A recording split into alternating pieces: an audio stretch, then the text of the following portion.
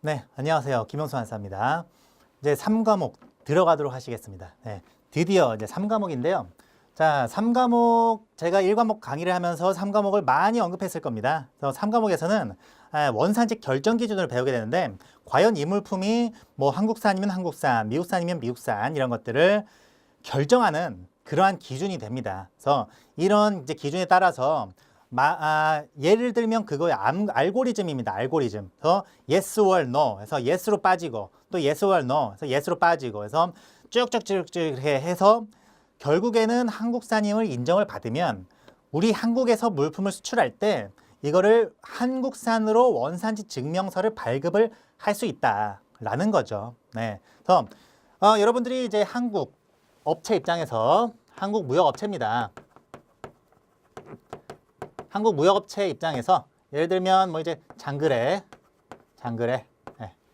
여러분들이 장그래라고 해봅시다. 그러면 우리가 한국에서 뭐 이제 미국 이렇게 이제 물건을 수출을 할 때 물건을 이제 수출을 한다라고 가정했을 때 미국 업자들은 우리나라에 뭘 요구를 하겠습니까? 이렇게 요구. 어떤 걸 요구를 할까요? 뭐 여러 가지 요구 사항이 있겠죠. 예를 들어서 한국에서 미국으로 물건을 이제 배달을 해줄 때 예를 들어서 뭐 인코텀즈 C조건이다라고 하게 된다면 운송료를 좀 낮춰서 비용을 절감을 시켜서 싸게 팔아라. 이런 식으로 요구를 할 수도 있겠고 그리고 우리가 지금 배우시는 원산지 결정 이쪽으로 이제 가보시게 되면 미국에서는 한국에 어떻게 요구를 하냐면 원산지 증명서 발급을 해서 우리나라에서 특혜 관세를 받을 수 있도록 도와달라. 이렇게 요구를 할 수도 있겠습니다. 자, 그러면 우리 한국에 있는 장그래는 어떻게 하겠습니까? 네, 원산지 결정 기준을 따져야 되겠죠. 원산지 결정 기준을 따져서 이게 이제 물품이 우리나라의 한국산 원산지를 증명받을 수 있는 이런 상황에서는 우리 한국 업체가 자, 한미죠. FTA가 한미면 자율 발급입니까? 기관 발급입니까? 요거 1과목 때 굉장히 많이 했습니다. 한미는 자율 발급이죠.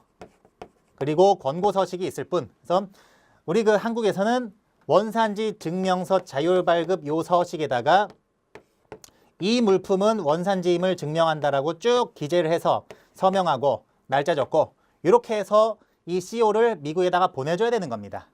요게 그 무역 실무예요. 요게 무역 실무인데 자 그러면 우리 한국에 있는 여러분들 장그래 이런 입장에서는 원산지 결정 기준을 아는 자체가 중요하겠죠.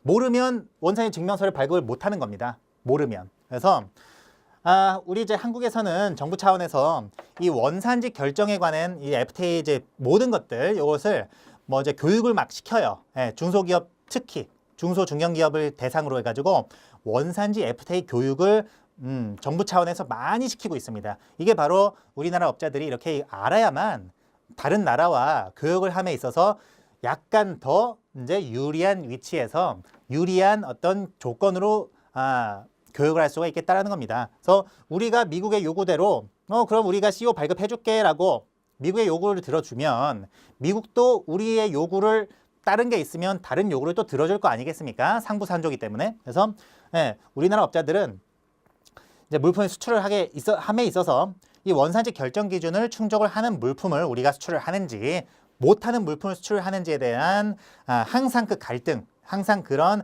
전문 지식에 대한 갈증을 느끼고 있다라고 보면 되겠습니다. 그래서 여러분들 같은 원산지 관리사들이 활약을 좀 해줘야 된다. 라는 문제입니다.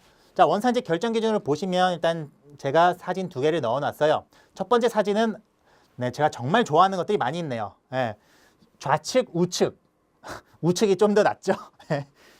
우측이 저는 좀 더 손이 갑니다. 아주 그냥 이렇게 집어가지고 바로 입으로 들어가고 싶네요. 좌측은 별 관심이 없습니다. 그리고 이제 이쪽. 이쪽은 이제 컴퓨터인데 이 원산지 결정 기준을 보게 되면 자, 이런 것들은 원산지 결정 기준이 보통 어떤 기준으로 가겠습니까? 이런 것들은. 자, 보세요. 생선, 새우 이런 것들이죠. 작물, 농작물이죠. 이런 것들은 보통 어떤 기준으로 가겠습니까? 그 나라에서 완전히 자라거나 그 나라에서 채집되거나 그 나라에서 이제 뭐 어로로 포획되거나 이러한 기준이 될 겁니다. 그렇죠? 그리고 컴퓨터. 컴퓨터는 어떤 기준을 쓰겠습니까? 컴퓨터는 이 모든 부품들이 다 한국산일 수가 없어요. 100% 한국산, 100% 국산이 절대로 될 수가 없습니다. 그래서 보통 이런 컴퓨터 같은 경우에는 부가가치 기준이라고 해서 이 컴퓨터를 만드는 데 있어서 발생된 모든 부가가치, 그러니까 부가가치가 뭐겠습니까? 이 컴퓨터를 만드는 데 있어서 발생된 모든 원가들의 합이죠.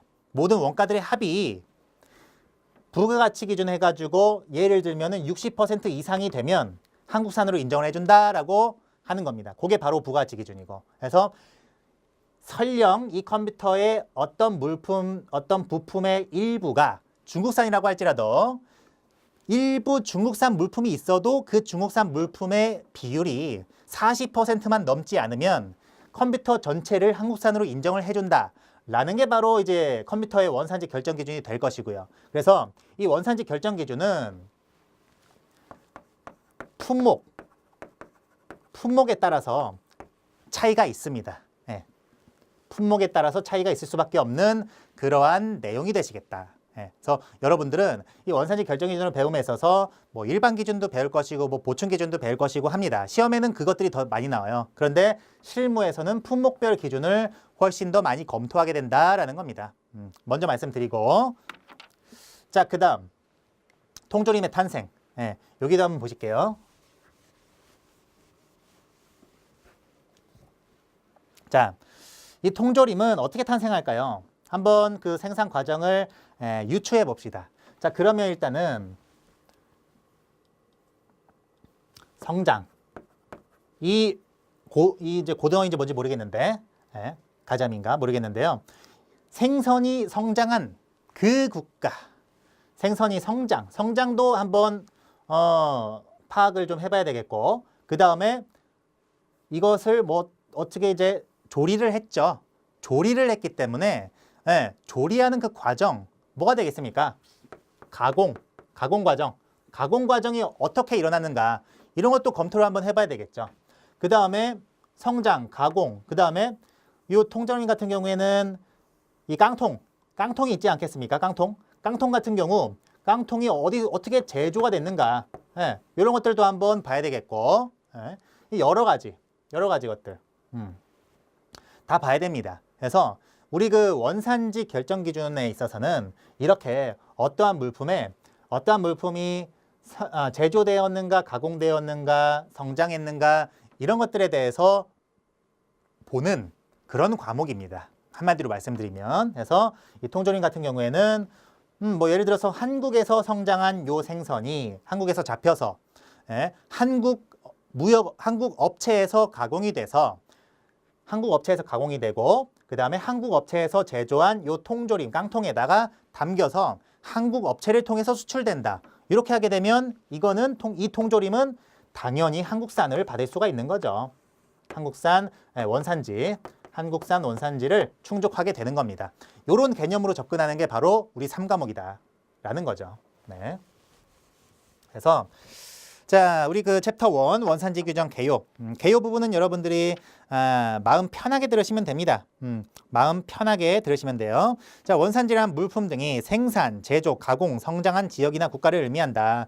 그래서 쭉 읽어보시면 마지막, 오늘날의 무역은 둘 이상의 국가에서 해당 행위가 발생하는 것이 일반적이다라고 합니다. 그러니까 옛날에는 어떤 물품이 다른 나라로 이제 수출이 된다. 한 500년 전 우리나라에서 중국으로 수출되는 물품, 그때는 이제 거의 뭐 곡물이었겠죠. 곡물 받치는 거. 이 물품은 우리나라에서 중국으로 가게 되면 이 물품은 거의 다 대부분 우리나라의 완전 생산품이었겠죠. 당연하죠. 그때는 뭐 중국산 나사나 볼트 이런 거 수입해다가 물건 만들어서 다시 중국으로 수출하고 이런 게 없었지 않겠습니까? 우리나라 안에서 만들어진 나무나 여러 가지 이제 그런 걸로 만든 그런 제품을 중국에다가 수출을 했겠죠. 옛날엔 그랬습니다만 지금은 그렇지 않죠. 지금은 원재료들이 나라별로 이렇게 다 돌아다니다 보니까 원재료가 당장 우리나라의 그 제조 산업만 보더라도 중국산 원재료, 일본산 부품 이런 것들을 굉장히 많이 쓰고 있단 말이에요. 그래서 둘 이상의 국가에서 이런 것들이 복합적으로 일어나는 경우가 지금은 많다. 자, 그래서 이 원산지 규정이 상당히 중요해진단 말이죠. 자, 두 번째가 원산지 규정입니다. 원산지 규정의 연역 한번 보실게요. 여기에서 여러분들이 이제 알아야 되는 주제가 뭐냐? 가트 협정입니다. 이 가트 협정이 굉장히 중요해요. 그래서 이 가트 협정은 관세 및 무역에 관한 일반 협정이다라고 하고 이제 영어 영문이 나와 있고요. 관세 장벽과 수입 제한을 제거하고 국제무역과 물자교류를 증진시키기 위해서 이렇게 이제 제네바에서 미국을 비롯한 23개국이 조인한 국제적인 무역 협정이다라고 합니다. 그래서 이 가트 협정에서 원산지에 대한 규정을 거의 처음으로 주창을 했죠. 그래서 가트 협정에서 나온 그런 개념이 되시겠다라는 겁니다. 그리고 이쪽 읽어보시면 마지막쯤에 WTO 체제 출범 이후에 그 가입국들은 이런 협정을 적용하게 되어 있지만 기본 원칙만 마련하고 있을 뿐 구체적인 원산지 결정 기준이 아직 마련되고 있지 않다는 겁니다.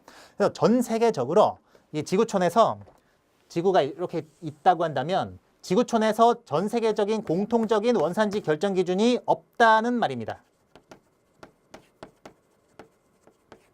사실상 없다. 사실상 없다고 이것들이 FTA 협정으로 오면서는 이때는 상당히 자세하게 규정이 됐다는 겁니다. 여기서는 FTA 협정에서는 그래서 WTO 지구촌 전체를 포괄하는 그런 결정 기준은 사실상은 지금 없는데 그 FTA 협정 각 개별의 FTA 협정으로 오게 되면 상당히 자세하게 여기서는 원산지 규정을 하고 있다라는 겁니다. 네, 그게 바로 의의가 되시겠습니다. 자, 그래서 두 번째 원산지 규정의 목적입니다. 원산지 규정의 목적. 보호산업 세이프가드. 그래서 우리 국가에 보호산업이 있다면 세이프가드, 가드 올려라 라는 거죠. 그 다음에 우회 수입을 방지해주고, 그러니까 이 나라에서 수입되는 물품을 우리나라 입장에서는 차단하고 있었다면 그러면 요 이제 수출국 입장에서는 우리나라에서 수출되는 물품을 저쪽에서는 차단하고 있다. 가드 올린다라고 하게 된다면 그러면 우리는 저쪽 국가를 통해서 이렇게 간접적으로 수출하면 되지 뭐. 이게 바로 우회 수입입니다. 이런 것들도 방지하고 국가 간 협의에 따른 특혜 목적, 특혜 목적도 있고요. 요게 이제 바로 이 특혜 목적이 FTA죠. 요게 관세를 다운시켜주는 거, 양호해주는 거. 요게 바로 특혜 목적입니다. 그 다음에 소비자 보호도 있겠고 국내 산업 보호 목적도 있겠고 여러 가지 원산지 규정의 목적이 있어요. 그래서 구분을 보시면 비특혜 원산지 규정이라고 요거는 이제 방어 목적입니다. 요거 방어. 공격이겠네. 특혜 원산지 규정은 공격. 볼까요? 비특혜 원산지 규정은 반덤핑 관세, 상계 관세, 세이프가드, 할당 관세 다 뭐죠? 우리나라 입장에서 외국의 물품이 우리나라로 들어오는 것을 방어하기 위한 거죠. 이런 방어 목적에서 하는 것이 바로 비특혜 원산지 규정이고요. 관련 법규는 이런 법규가 있습니다. 자, 그런데 중요한 게 이겁니다. 특혜 원산지 규정. 그래서 FTA 특혜 원산지 규정의 적용 보시면 공격이라고 했죠? 이게 뭐냐면 무역 원활화를 위한 원산지 규정이라는 겁니다. 무역 원활화. 완전히 다르죠. 비특혜랑 특혜랑은 완전히 다른 겁니다. 이거는. 네. 그래서 무역 원활화를 목적으로 하는 것이 바로 특혜 원산지 규정이고 관세를 낮춰주는 것이다. 그래서 이거는 자유무역 협정의 이행을 위한 관세법의 특례에 관한 법률. 이게 바로 FTA 특례법으로 여러분들이 1과목에서 배우신 거죠. 자, 해서 책을 보시면 이제 원산지 규정의 구분까지 했고 3번 FTA 원산지 규정상 원산지를 판정하는 기준 보시면 완전 생산 기준, 세번 변경 기준, 부가가치 기준이 있습니다. 그래서 자, 완전 생산 기준, 세번 변경 기준, 부가가치 기준 요 제목만 보더라도 어느 정도는 여러분들이 상상해내실 수가 있어요. 도대체 어떤 기준인 것인가 상상할 수가 있습니다. 한번 그러면 맞춰볼까요? 완전 생산 기준 뭐가 되겠습니까? 제가 아까 보여드린 거 있죠? 요런 것들이 거의 완전 생산 기준입니다. 그래서 동식물 가장 대표적으로 동식물 같은 경우에는 일부가 이 나라에서 제조가 되고 일부가 이 나라에서 제조가 될 수가 없어요. 이 나라에서 이제 생산된 동물 그 이제 고기 그거 자체가 원산지를 획득하는 데 있어서 결정적이죠. 그래서 완전 생산 기준은 대표적으로 동식물이 있겠다. 자, 세번 변경 기준과 부가가치 기준 요 이제 두 개는 공통적인 걸로는 요 두 개 이제 공통점 묶어서 보겠습니다. 자, 공통점은 공산품이 많다. 공산품이 많다. 그래서 세번 변경이든 부가가치 기준이든 거의 대부분이 공산품입니다. 컴퓨터, 뭐 이제 의자, 뭐 이런 것들, 공산품들. 차이점으로 놓고 보게 되면 이제 세번 변경 기준 같은 경우에는 HS 코드를 기준으로 해요. HS 코드. 여러분들이 이 과목에서 배우고 오신 바로 그 HS 코드를 기준으로 합니다. 그래서 이 물건이 HS 코드가 변경되었다는 뜻은 그 나라에서 어떠한 원재료에서 완제품으로 가공이 됐다라는 증명이 됩니다. 증명이 된다.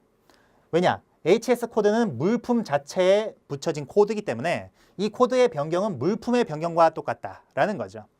그리고 이제 부가가치 기준을 보게 되면 제가 아까 조금 설명드렸죠. 부가가치 기준은 이 물품에 사용된 원가를 기준으로 하는 게 바로 부가가치 기준이다. 그래서 어떤 나라에서 이 물품의 원가를 상당히 많이 투하를 했다면 이 물품이 많이 그 나라에서 제조 가공됐구나라는 것을 알 수가 있겠죠. 그래서 부가가치 기준은 요걸로 가격으로 승부하는 게 부가가치.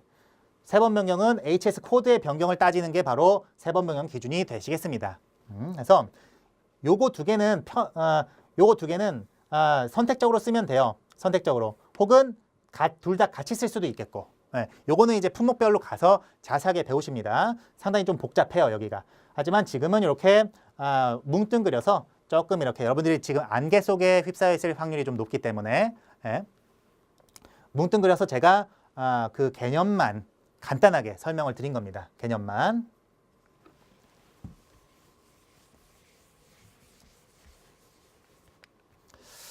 자, 특혜관세 적용 요건을 한번 보시겠습니다. 이런 이제 적용 요건들이 다 이제 충족이 돼야만 특혜관세를 적용받을 수가 있겠습니다. 한번 보시면 거래 당사국 요건, 당사자 요건, 품목 요건, 원산지 기준, 운송, 원산지 증명 이렇게 있습니다. 여기에서 중요한 거 요게 되겠죠. 그 다음에 원산지 기준 요것도 되겠죠. 이거 엄청 중요합니다. 요것도 별 3개 주겠습니다. 운송 요건, 직접 운송 원칙 이렇게 있습니다. 그래서 물론 다 중요합니다. 실무에서는 다 중요한데 제가 시험 목적상으로 이렇게 뽑아놓은 거예요. 시험 목적상으로. 지금 여기에서. 자, 그러면 중요한 거 우리가 배울 건 요거밖에 없네요. 네, 맞습니다. 지금 여기서 챙겨갈 건 거의 요거밖에 없습니다. 원산지 증명 이거는 우리가 1과목에서 한 거예요. 1과목. 1과목에서 뭐 협정관세 적용 신청은 수입신고 수리 전까지 한다. 이런 식으로 배웠죠. 그래서 1과목에서 한 내용이 바로 원산지 증명이고요. 거래 당사국, 거래 당사자 뭐 이런 것들은 당사국, 한미면 한국과 미국 사이에서만 한다. 거래 당사자, 거래 당사자는 뭐 수출자, 수입자 이렇게 있겠죠. 그런 내용입니다.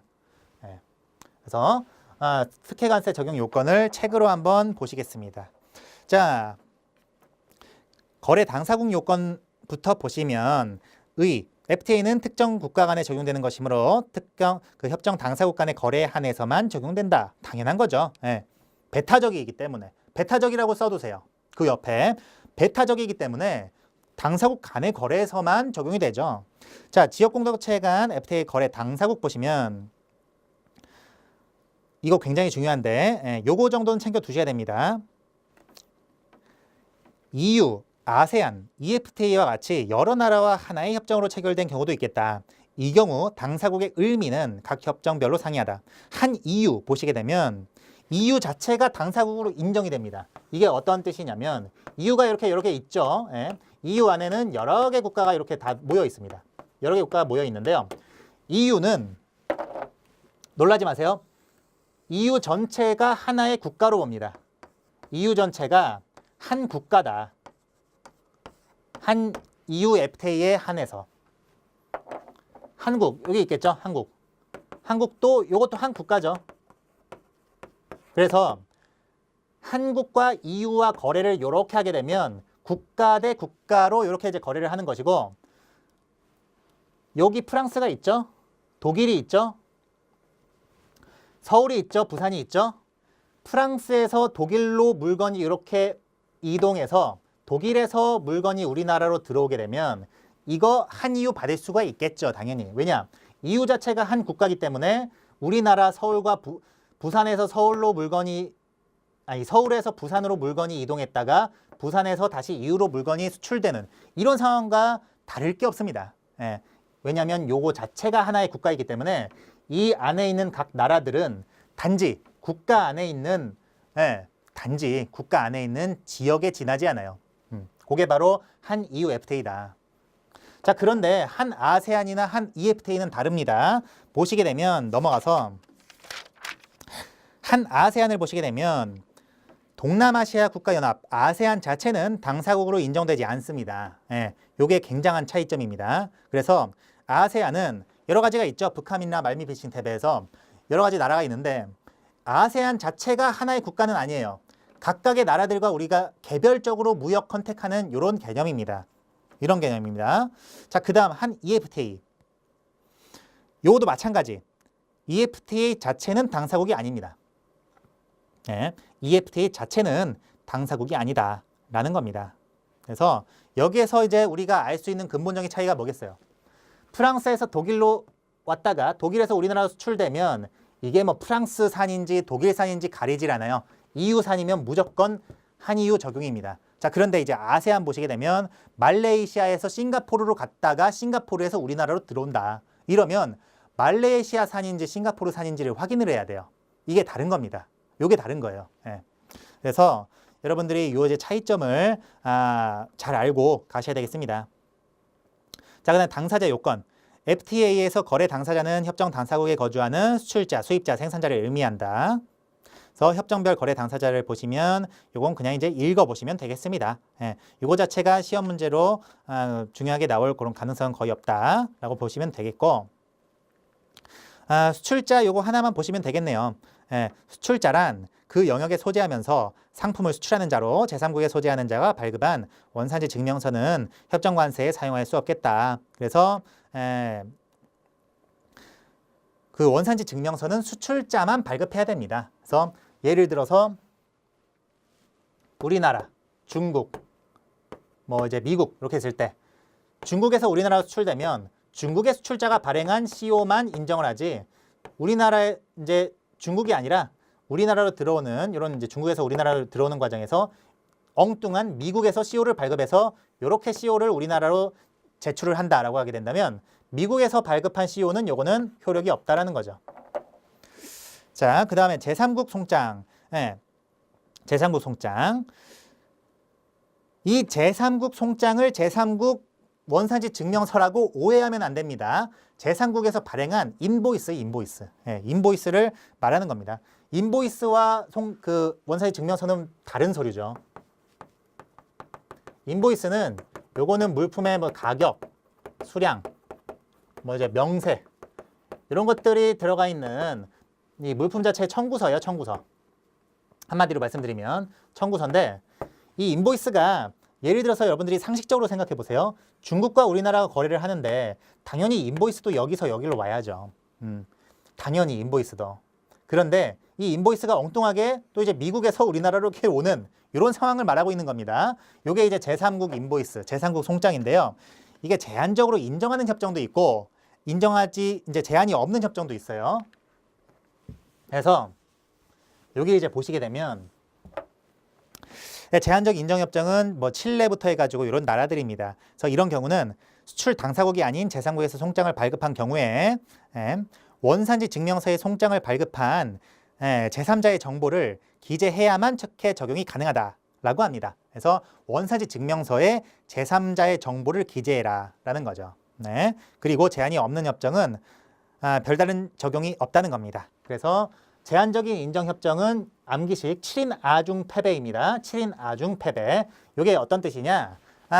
그 이제 미녀는 괴로워인가요? 네. 어쨌든 간에 그 김아중 씨가 상당한 그 인기 유명 탤런트죠. 그래서 이런 아중 씨 같은 이런 아리따운 여성분들이 7명이나 갑자기 등장하면 7명이나 등장하면 아무도 당할 자가 없겠다. 연예계에서. 아무도 당할 자가 없어요. 그 자리는 아주 그냥 싹쓸이한다. 그래서 7인 아중에게 완전히 패배했다. 모든 사람들이. 이런 식으로 외워주시면 되겠습니다. 제한적 인정 협정. 그 다음에 제한이 없는 협정은 뉴 호터 콜. 뉴 호터 콜. 요거는 조항은 있으나 제한이 없겠다. 조항은 있으나 제한이 없겠다. 그래서 뉴 호터 콜이 어떤 뜻이냐? 여러분들 그 인기 축구 스타인 호날두 아시죠? 호날두. 그래서 호날두의 그 세리머니가 뭐죠? 바로 호 이거죠. 호. 네. 그래서 제가 그 어떤 뭐 유튜브 같은 거를 봤는데 호날두의 호 세리머니가 너무 좋아서 뭐 이제 뭐 레슬링 선수들도 막 따라하고 외국의 어떤 뭐 유명 셀럽들도 막 따라하고 그런답니다. 그래서 우리의 호날두는 뉴 새롭게 호를 할 수 있는 터를 잡았어. 그래서 콜 이런 뜻입니다. 그래서 우리 호날두가 새롭게 나의 호 세리머니를 할 수 있는 터를 잡아서 요게 바로 콜 해버렸다라는 뜻으로 외우시면 되겠습니다. 네, 뉴 호터 콜 하여튼간에 기타는 제한이 없고 그래서 이렇게 이제 암기식 따서 외워주시기 바라고요. 이 제3국 송장은 이렇게 암기식을 따서 암기만 해주시면 되겠습니다. 자, 품목 요건 보시면 자 품목 요건은 관세를 인하 혹은 철폐하기로 양호한 품목에 한해서 적용이 되겠죠. 자, 그다음 원산지 기준 요건 보시면 그 원산지 기준을 충족해야 된다. 그래서 이 원산지 기준 요건을 배우는 과목 자체가 우리 3과목이라는 뜻이죠. 3과목. 요거를 배우시는 과목이 우리 3과목이다. 자, 그 다음에 이제 운송 요건인데요. 운송 요건부터는 너무 중요하기 때문에 다음 시간에 나가도록 하시겠습니다. 네, 감사합니다.